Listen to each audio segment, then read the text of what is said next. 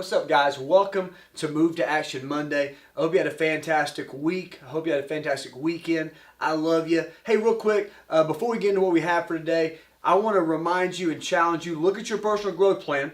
All right, I know you failed on some stuff. I failed on some stuff, but we are not supposed to quit. We're supposed to keep on pushing, so keep on pushing.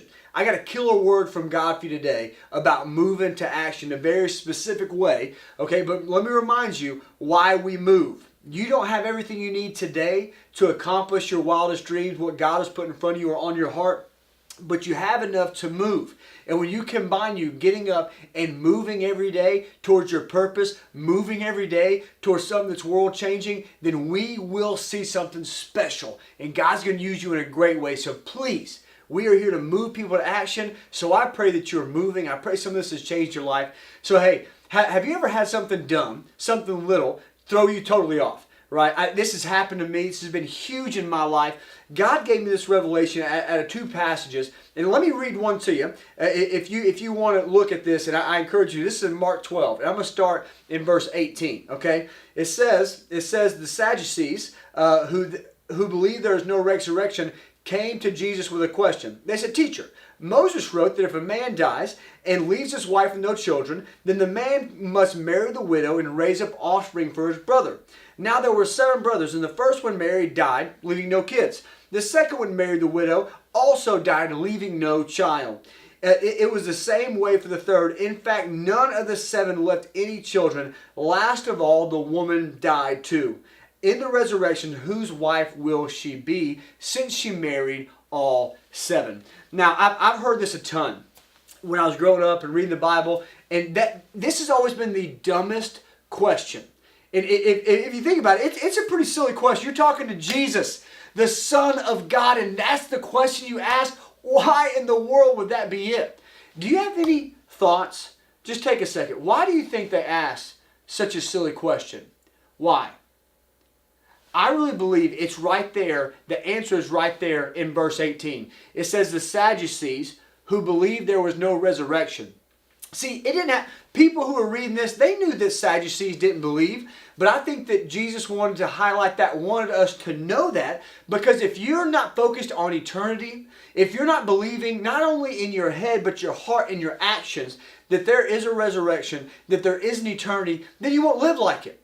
And if you don't live like there's an eternity, then the stupidest things, the smallest things are going to stop you from moving spiritually.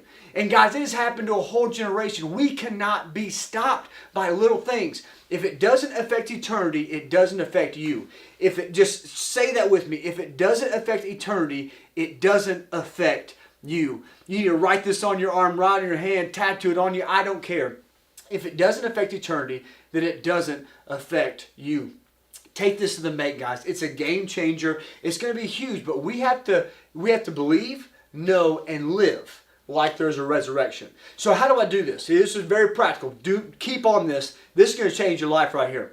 I was reading 2 days ago in Numbers 4, and in Numbers 4, Numbers can be hard to read, Leviticus, but God has stuff for us. So make sure you're reading it in your Bible reading plan.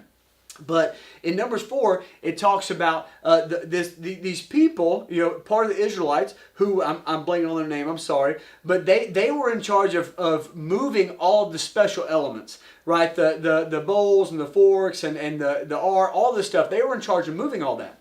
And whenever it would talk about it, this is in Numbers 4, starts in verse 4, goes to 18.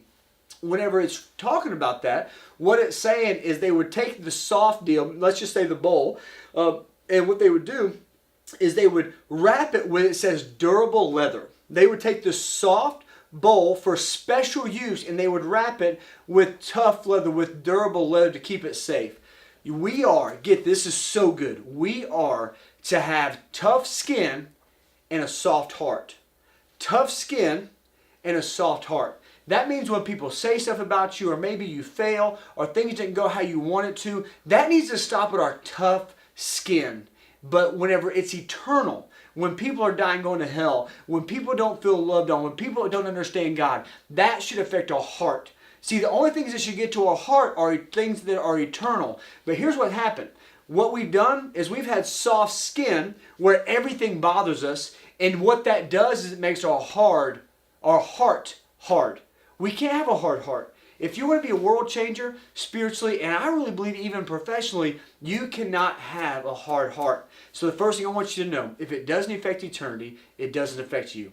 The second thing I want you to know, that you have to have a soft heart and tough skin. God has called you to be a world changer. I love you so much. And let me just tell you, the move to action step for this week is I need you to write down everything this week that stops you, that halts you, that shifts you, that doesn't affect eternity. And make sure you don't let those things stop you anymore. I love you, and I'll see you next week.